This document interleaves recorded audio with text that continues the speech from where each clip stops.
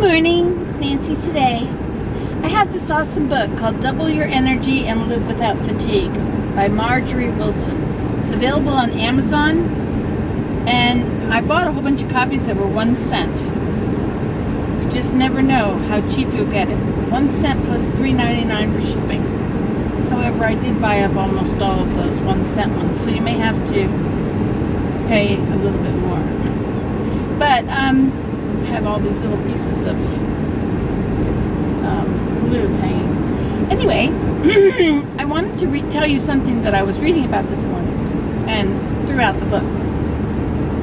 It's about negative thoughts and negative feelings. Now, if you hold on to things that have been done to you, hurts and unkindnesses, it will zap your energy. Your ability to live in today to the fullest will be thwarted. You can't be fully happy all the way through if you've got a bunch of negative chunks here and there. You know, if every time you see a person who's overweight, it makes you go, ugh. Or every time you remember a certain event, or you see a person and you remember something that person has said and it fills you with this, ugh. That will just drag you down. It will take away your energy. It will make you feel tired and wasted. And you will waste.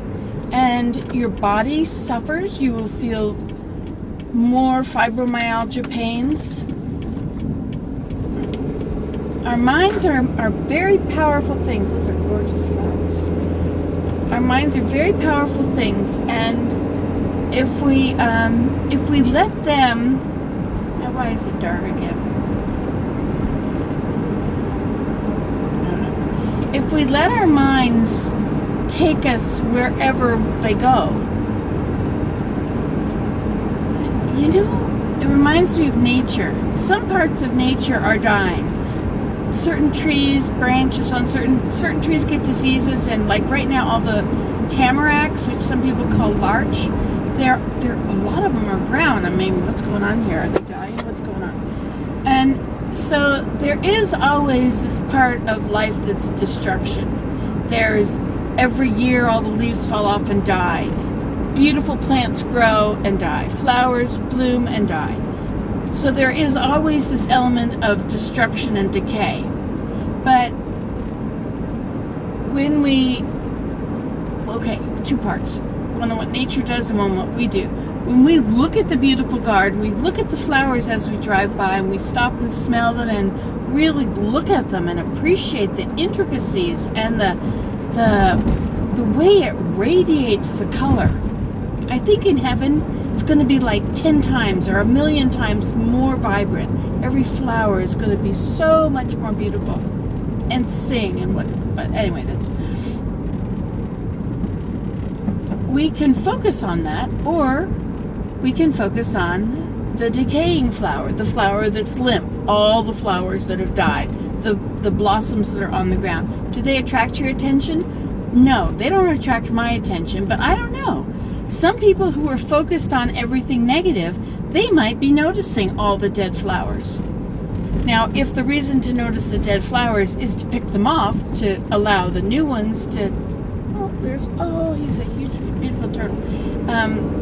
If the reason to notice the dead flowers is to help create more new flowers by getting rid of those flowers, that's great. But you see, what you're doing is getting rid of them. You're removing them from the living plant, tossing them away. If you see disease on a tree, you remove that disease and you take it away. You burn it or whatever you need to do to it.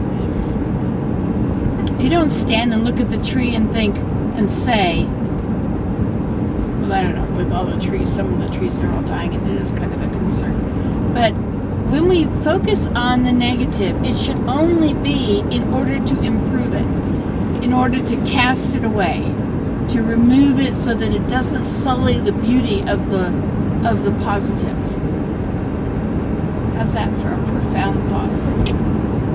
So nature, what nature does, as a leaf dies and goes under the ground, does nature let everything die and that's the end of it? No. Nature uses that dead leaf to make something beautiful. It decomposes it and it turns it into new soil and it uses it to nourish flowers. And when trees die, you may have a blight that's killed all the elm trees. They're really dying in Ontario again.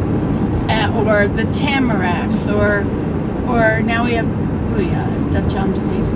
Anyway, so when the trees die, what happens? You've got a dead tree. There's 3 dead trees right there. Well, what happens? First of all, you've got vines going up the dead trees. They're living. They're using it as a positive thing. They're finding a way to expand their own growth. Or the branches fall off and decompose and become part of the soil. New light gets in. You know, one thing that they said after the ice storm, we had this huge ice storm. You probably had one more recently than ours, but the ice storm of 98. And broke all these beautiful trees. There's no reason to have the trees all broken, but they said, well, this is good because it is letting light into the forest floor so that new seeds can germinate and grow and fill. And they will. As soon as there's a hole in the canopy, something will go towards it. Even after a terrible fire, I don't know why they make such a point of trying to put out forest fires. It's such a silly waste of firefighters' time and life.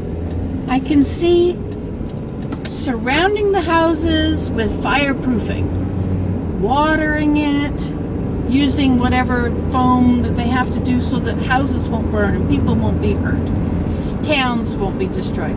But to go in there when there's 700 million acres burning and try and put it out, fire is a natural force.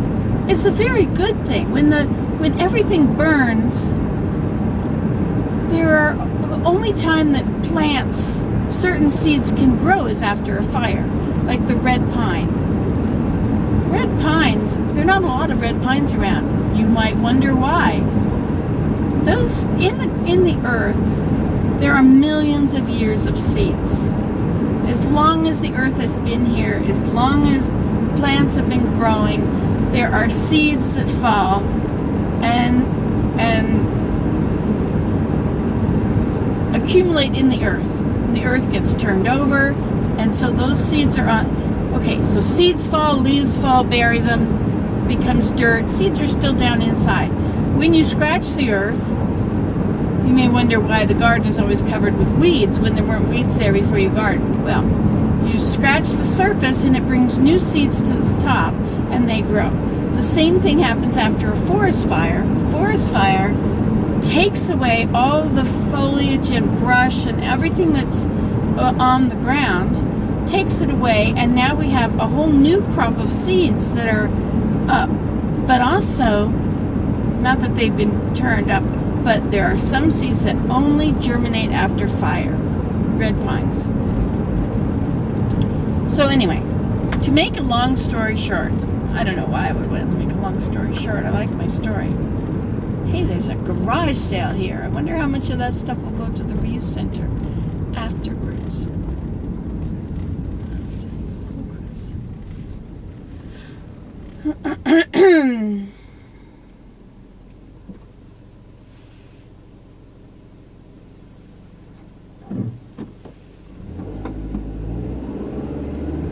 Anyway, so the long and the short of it is focus on the good, the growing. It doesn't take long before nature completely covers what the fire has done. The ground has nothing on it, and the fire, after the fire, and we have grasses and vines and new trees and weeds, which are actually, a weed is only a weed depending on how beautiful the flower it has. Every weed has a flower. Every plant has a flower. And it's going to try to flower. If you cut down the dandelions before they have flowered, they're going to flower. If you've cut them down after they flower, they're going to seed. They have to make a seed. And you keep cutting and cutting and cutting, that plant is going to create a seed. So if you want to get rid of the dandelions in your yard, you better wait till after the dandelion has bloomed and the seed has grown. Then you can cut them and they won't sprout back up through your grass. Because every plant is heading towards its fulfillment, which is to have a seed, to have a flower and a seed. I don't know what the flower is on grasses, but I know what the seeds are. But I suppose if you look at the grasses before they create the seeds, they're all in head here now. In head means that last thing where they send up a shoot with the seeds on it. That's going into head. Whether it's on the corn plant with a tassel or on grass. Anyway, and the trees have flowers. Maple trees have flowers. So, cut loose of the negative. Let it go. Let it decay and decompose somewhere else, away from you. Pick yourself up from the ashes. The whole thing may be destroyed around you. You may have lost family, friends, loved ones. Death may have come and surrounded everybody around you. You may be the only remaining person and you may be in bad health. But just like after the fire has burned the forest, let yourself grow. Let yourself bloom and be beautiful. And that's my advice to you today. You heard it here last, and you can do this at home. Bye.